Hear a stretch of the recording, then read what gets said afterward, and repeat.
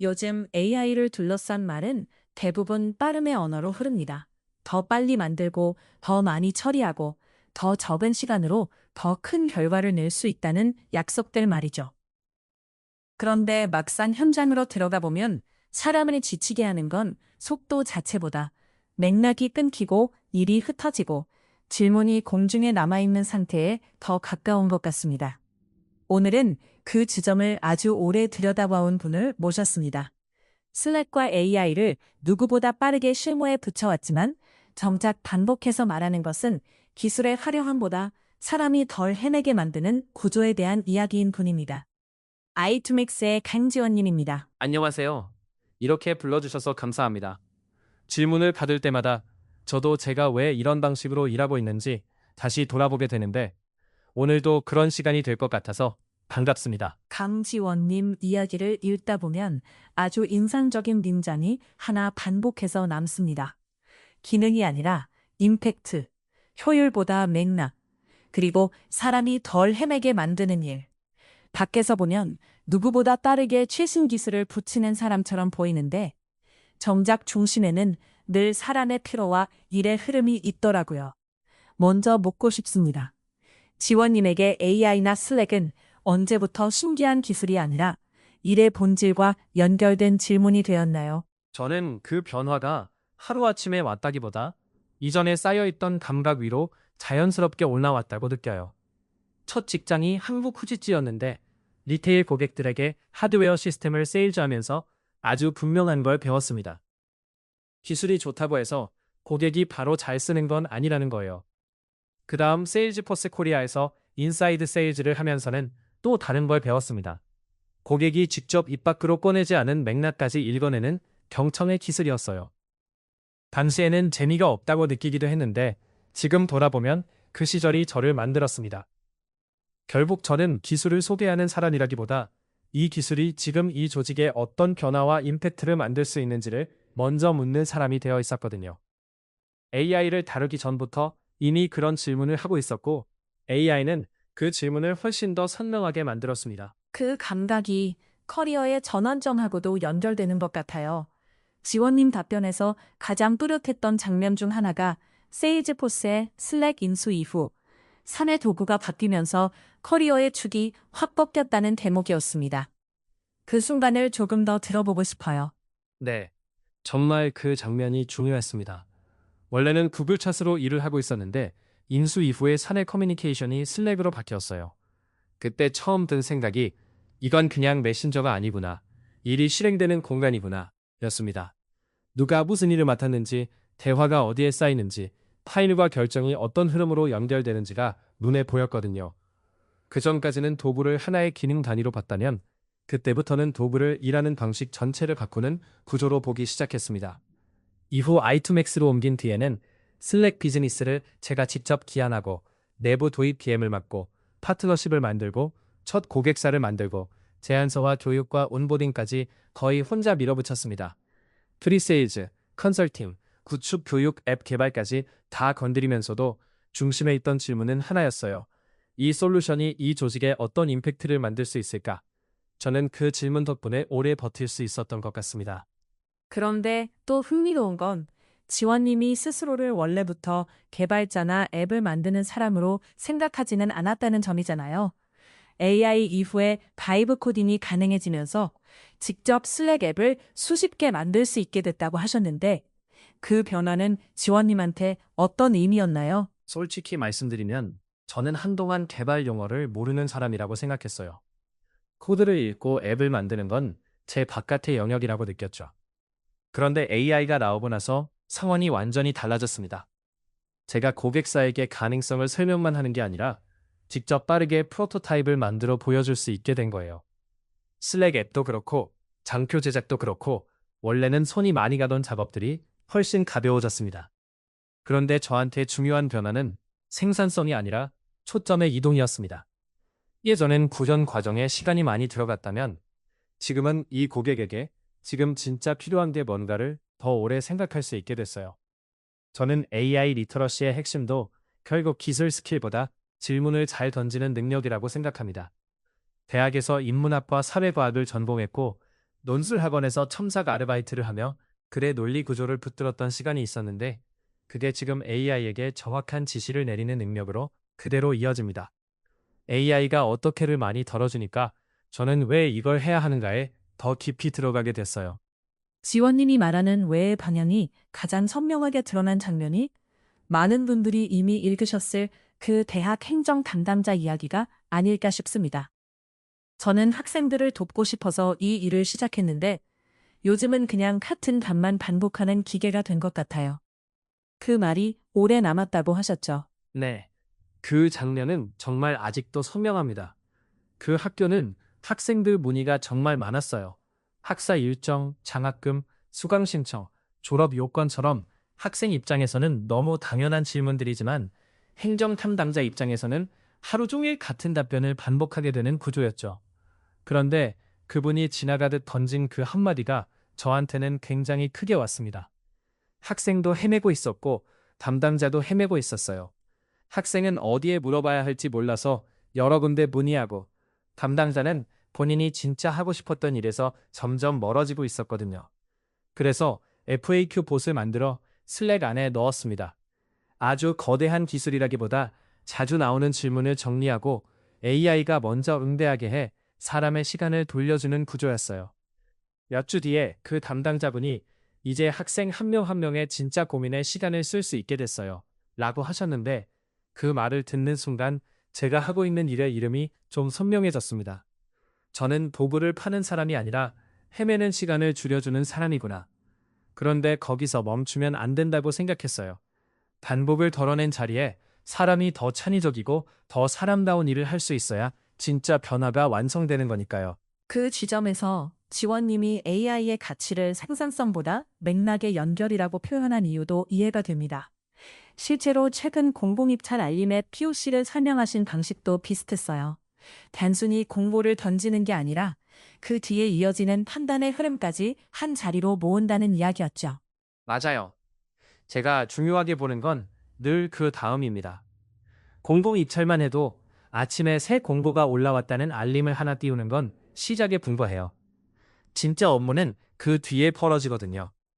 공고문 TDF를 열어보고 참가 자격을 확인하고 제출 서류를 정리하고 담당자를 지정하고 마감일을 등록하고 누가 어디까지 했는지 계속 확인해야 합니다. 저는 이 과정을 슬랙 안에서 끊기지 않게 붙여놓고 싶었습니다. AI가 수십 페이지짜리 공고문에서 핵심을 뽑아주고 스레드에서 질문하면 바로 맥락에 맞게 대답하고 담당자를 지정하고 마감 알림을 주고 버튼 하나로 일정과 체크리스트를 생성하는 식으로요. 더 이상 탭을 옮겨 다니지 않아도 되고 예전 대화를 다시 찾지 않아도 되고 그거 누가 하기로 했지? 라고 묻지 않아도 되는 구조를 만든 겁니다. 슬랙의 네이티브 AI도 같은 방향에서 강력합니다. 채널 요약, 스레드 요약, 아침 브리핑처럼 사람이 맥락에서 이탈하지 않게 붙잡아주는 기능이요. 그래서 저는 AI의 진짜 가치가 더 많이 만드는 데 있다기보다 흩어진 문맥을 다시 한 곳에 모아 사람이 판단과 대화에 더 오래 머물 수 있게 해주는 데 있다고 봅니다. 지원님은 슬랙을 레고 블록에 비유하셨잖아요. 설명서대로 조립하는 완성품이 아니라 조합에 따라 완전히 다른 결과가 나오는 블록이라고요. 그 말이 참 재밌으면서도 동시에 무겁게 들렸습니다. 어디까지는 놀이 같고 어디부터는 책임의 무게로 바뀌나요? 설계하는 순간까지는 진짜 재밌습니다. 금융사에는 규제 대응에 맞는 흐름을 붙이고 대학에는 학생과 행정이 만나는 구조를 만들고 리테일에는 현장 이슈가 빠르게 공유되는 체계를 설계하는 것 자체가 굉장히 창의적인 작업이거든요. 하나를 만들면 그 위에 또 다른 기능을 얹고 다시 다른 흐름으로 확장할 수 있다는 점도 흥미롭고요. 그런데 고객사가 실제로 도입을 결정하고 수십 명 혹은 수백 명이 그 구조 안에서 일을 시작하는 순간 무게가 완전히 달라집니다. 그때부터는 잘못 설계했을 때 생길 혼란까지 제가 같이 떠안게 되거든요. 그래서 저는 라이선스 판매에서 멈추지 않고 초기 온보딩, 관리자 교육, 심화 컨설팅, 장기 기술 지원까지 단계별로 같이 가는 구조를 중요하게 봅니다. 레고를 팔고 끝나는 게 아니라 같이 조립하고 왜 이렇게 조립해야 하는지 설명하고 실제로 작동할 때까지 책임지는 거죠. 재미가 책임으로 넘어가는 순간을 피하지 않는 태도가 이 일을 오래 하게 만든 것 같습니다. 도구의 기능보다 문화와 부딪히는 장면을 더 유심히 보는 태도도 인상적이었어요. 특히 한국 조직에서 슬랙이 낯설게 받아들여지는 이유를 설명하실 때 숫자 1이 안 사라진다는 아주 사소한 예시로 시작하셨잖아요. 그런데 듣고 보면 그게 단순한 사용성 문제가 아니더라고요. 정말 그렇습니다. 카카오톡 같은 메신저에 익숙한 사용한 사용자들은 메시지를 보면 읽음 표시가 되고 안 읽은 숫자가 자연스럽게 사라지는 흐름에 익숙하잖아요. 그런데 슬랙은 그게 아닙니다. 내가 읽었다는 사실을 리액션이나 스레드 같은 행위로 직접 남겨야 하고 비동기적으로 일이 흘러가죠. 이 작은 차이가 한국 조직 문화에서는 생각보다 크게 충돌합니다. 위에서 아래로 지시가 내려오고 아래에서 위로 보고가 올라가는 탑다운 구조에서는 공개 채널에서 핑퐁하며 일하는 방식이 낯설고 때로는 불안하게 느껴져요. 이걸 도입하면 윗선이 우리 일을 더 트래킹하는 것 아니냐는 걱정이 커지면 사람들이 채널 대신 DM으로 숨어들게 됩니다. 그러면 슬랙을 도입한 이유가 오히려 약해져요. 저는 이걸 도구의 문제가 아니라 문화의 문제로 읽습니다. 흥미로운 건 저는 원래 역사학과 법학을 공부했고 사람과 제도, 문화의 작동 방식을 읽는 데 관심이 있었어요. 돌아보면 지금 하는 일이 오히려 그 배경과 더 잘 연결됩니다. 글로벌 솔루션을 들여오는 사람이라기보다 그 솔루션이 한국 조직 안에서 실제로 살아 움직일 수 있도록 현실을 번역하는 사람에 가까운 것 같습니다. 지원님이 단순한 도입 담당자가 아니라 일하는 방식 자체를 설계하는 사람으로 바뀌었다는 느낌은 교육과 코칭 이야기에서도 강하게 전해졌습니다. 고객 교육이나 후배 코칭을 하면서 오히려 내가 이 일을 이렇게 이해하고 있었구나 하고 더 또렷해지는 순간들이 있었다고 하셨죠. 네, 그 순간들이 정말 많습니다. 고객 교육 자료를 만들려고 하면 평소에는 감각적으로 하던 판단들을 전부 언어로 풀어내야 하잖아요. 왜 채널 구조를 이렇게 잡아야 하는지, 왜 온보딩을 이 순서로 해야 하는지, 왜 먼저 이 질문을 던져야 하는지. 그 과정이 힘들기도 하지만 끝나고 나면 제 경험이 하나의 방법론으로 정리됩니다. 후배가 고객사에 보낼 메일 초안을 보여주면서 왜 이렇게 써야 하냐고 물으면 저도 멈춰서 생각하게 되거든요. 아, 나는 고객한테 정보를 한꺼번에 던지기보다 먼저 무엇이 궁금한지 여는 식으로 대화하고 있었구나. 그런 식으로 제 일의 감각이 논리와 언어를 얻게 됩니다. 제가 좋아하는 문장이 있는데 질 들르지에 나처럼 해봐 대신 나와 함께 해보자라고 말하는 사람이 참된 스승이다라는 말이에요. 저는 고객사한테도 후배한테도 결국 그 방향으로 가고 싶습니다. 아이투맥스가 하라는 대로 따라하세요가 아니라 여러분 조직에 맞는 방식은 우리 같이 만들어 봅시다 라고 말할 수 있는 사람. 그게 제가 지향하는 일의 방식입니다. 한편으로는 그렇게 빠르게 변화를 실무에 붙이는 사람일수록 지치는 방식도 남다를 것 같아요. 답변 중에 특히 기억에 남는 부분이 밖에서 보면 빠르게 따라가는 것처럼 보이지만 안에서는 늘 이 속도가 맞나를 고민한다는 말이었습니다. 지원님은 실제로 어떤 식으로 브레이크를 거시나요? 저도 숨이 찰 때가 많습니다. 새 모델이 나오고 새 프레임워크가 뜨고 고객사는 이것도 되냐고 묻고 진행 중인 프로젝트가 여러 개 겹치면 하루가 무엇으로 지나갔는지 모를 때도 있어요. 그래서 저는 일부러 하지 않기로 한 것과 꼭 남겨두는 루틴을 정해두려고 합니다. 최근에는 토요일 오전에는 노트북을 켜지 않는 규칙을 세웠어요. 급한 일이 있으면 핸드폰으로만 확인하고 꼭 필요한 게 아니면 월요일 아침으로 넘깁니다. 또 아침에는 아주 짧게라도 직접 글을 쓰려고 해요. 링크드인용 한 단락이든 혼자 보는 메모든 중요한 건 제가 제 머리로 문장을 만들어내는 시간이라는 점입니다. AI가 빨라질수록 오히려 이 쓰는 행위가 저한테 다처럼 느껴져요. 그리고 어느 날은 정말 밤 11시가 넘어서까지 일을 하다가 화면을 보고는 있는데 더 이상 글자가 들어오지 않는 순간이 옵니다. 그때 저는 열정인지 관성인지 헷갈리면 일단 멈춰야 한다고 스스로에게 말합니다. 노트북을 덮고 창문을 열고 아무것도 하지 않는 30분을 갖는 거죠. 그런 여백이 있어야 다음날 다시 제대로 일할 수 있습니다.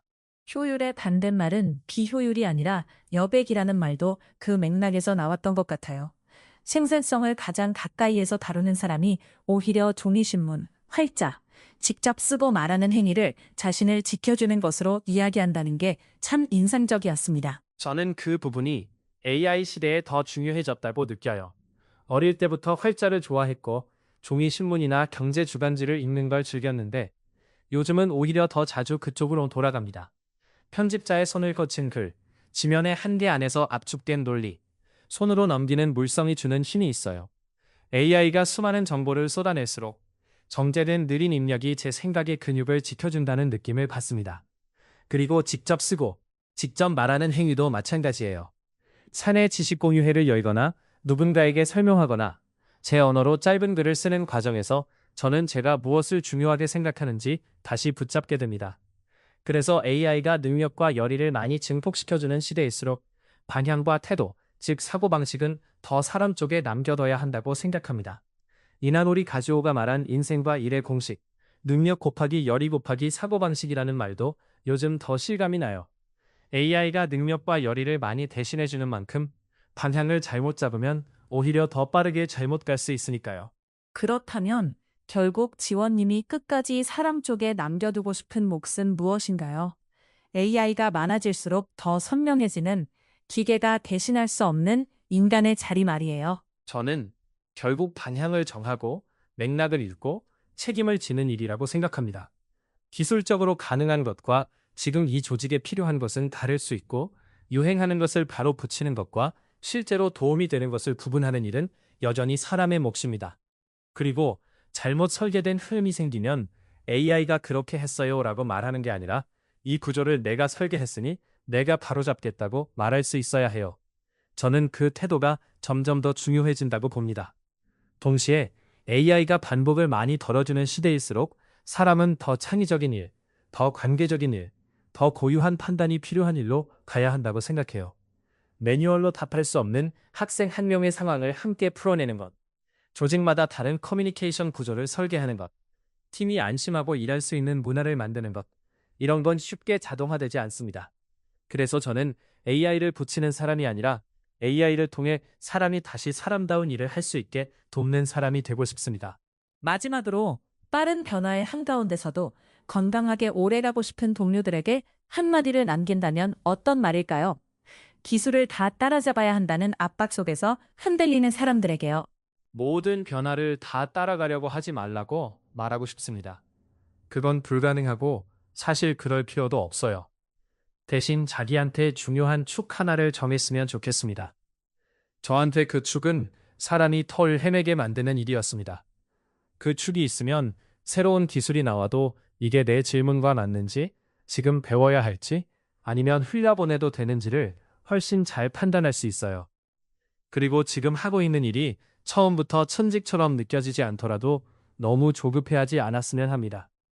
좋아하는 일을 찾아서 시작하는 사람도 있지만 어떤 사람은 눈앞의 일에 정성과 몰입을 쏟다 보니 그 일이 자기 일이 되기도 하거든요. 저도 그쪽에 가까웠습니다. 배운 걸 나누는 것도 꼭 권하고 싶어요. 누군가에게 설명할 때 비로소 내 것이 되는 게 있고 그 나눔이 결국 나를 더 오래 가게 만듭니다. 그리고 마지막으로 AI가 시간을 절약해줬다고 해서 그 시간을 또 다른 효율로만 채우지 않았으면 좋겠습니다. 여백을 남겨두세요. 그 여백에서 사람이 회복하고 회복한 사람만이 오래 갈 수 있습니다. 답변을 읽으면서 또 하나 오래 남았던 건 지원님이 꽤 긴 시간 동안 사실상 혼자 이 일을 밀어왔다는 점이었어요.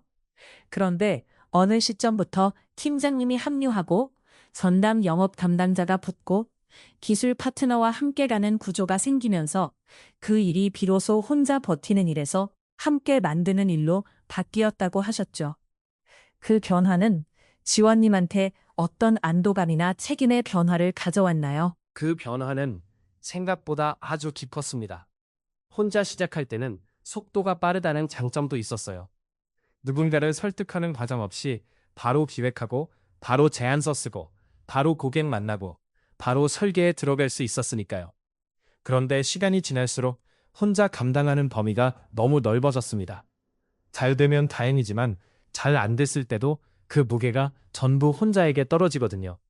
무엇보다 외로움이 있었습니다. 비교할 선배도 많지 않고 이 일을 한국에서 저처럼 하고 있는 사람도 드물다 보니 소용돌이의 중심에 혼자 서 있다는 느낌이 강했어요. 그런데 팀장님이 합류하시고 전담 영업 담당자가 다음 단계를 이어받아주고 기술 파트너와 함께 문제를 풀기 시작하면서 처음으로 아, 내가 더 이상 혼자만의 속도로 버티는 게 아니구나 하는 감각이 생겼습니다. 그때부터는 제 안에서도 변화가 있었어요. 내가 알고 있는 걸 더 잘 전달해야겠다는 생각. 후배가 같은 시행착오를 덜 하게 만들어야겠다는 생각. 그리고 고객사 앞에서도 개인 플레이어가 아니라 함께 움직이는 팀으로서 더 안정적인 신뢰를 드려야겠다는 생각이 커졌습니다.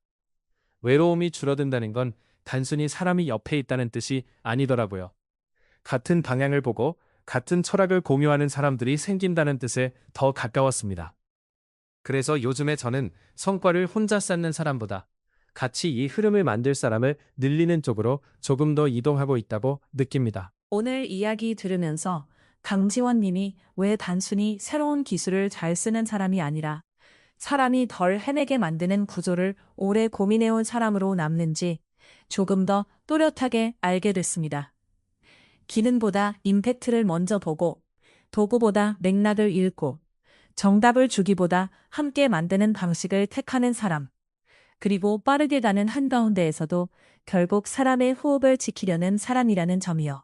그렇게 들어주셔서 감사합니다.